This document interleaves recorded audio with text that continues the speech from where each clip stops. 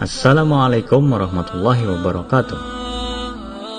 Di banyak daerah, di dalam maupun di luar Indonesia, terutama di lingkungan para habaib, sayyid maupun sayyidah, Thariqah Alawiyin dijadikan sebagai acuan dan panduan untuk amaliyah zahir maupun batin yang diterapkan dalam kehidupan sehari-hari.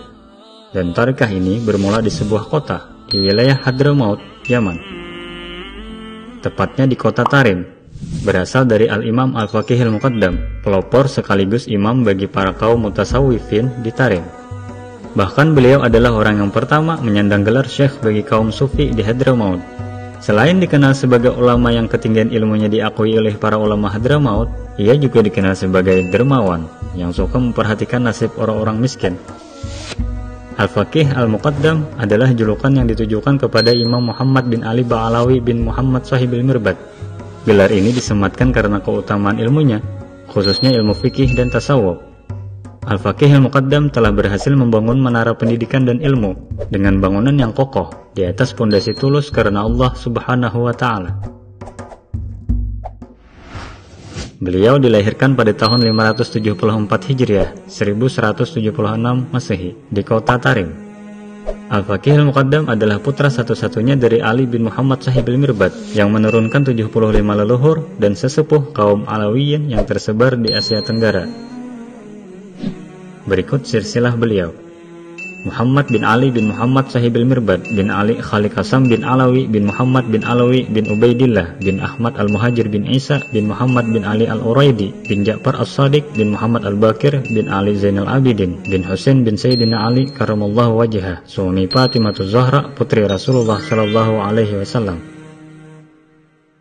Al-Faqih Al-Muqaddam menikah dengan Sayyidah Zainab binti Ahmad bin Muhammad Shahibil Mirbad dan dikaruniai beberapa orang anak, yaitu Sayyid Alwi Al-Ghayyur, Sayyid Abdullah, Sayyid Abdurrahman, Sayyid Ali, Sayyid Ahmad. Di antara guru Al-Faqih Al-Muqaddam adalah Al-Imam Al-Faqih Abdullah bin Abdurrahman bin Abu Ubaid, pengarang kitab Al-Ikmal Al-Tanbih, dan Al-Imam Al-Allamah Al-Faqih Abul Hasan Ali bin Ahmad bin Salim bin Marwan Al-Hadrami At-Tarimi. Dalam mengambil sanad keilmuan dan thariqahnya, beliau mengambil dari dua jalur sekaligus.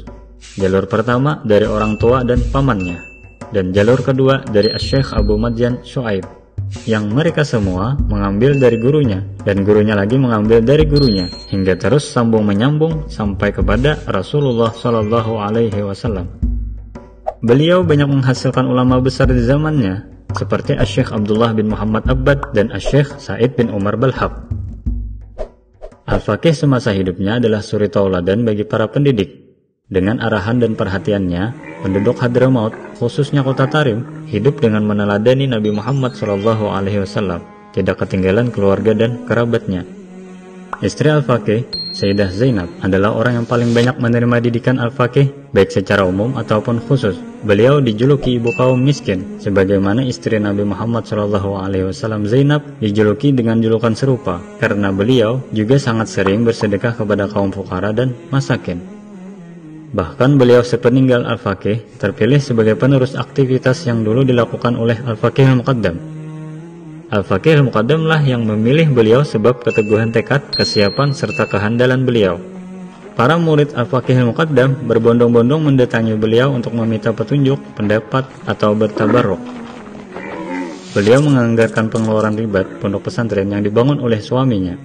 Juga sangat perhatian dalam hal pendidikan anak-anaknya, menyuruh mereka untuk selalu melaksanakan ketaatan kepada Allah Subhanahu wa Ta'ala, dan menunjukkan kepada mereka hal-hal yang bermanfaat bagi agama dan dunia mereka. Juga menyuruh menemani ayah mereka di setiap majelis taklim. Sebab pendidikan yang mulia ini, anak-anak Al-Faqih Al-Muqaddam berbudi pekerti luhur.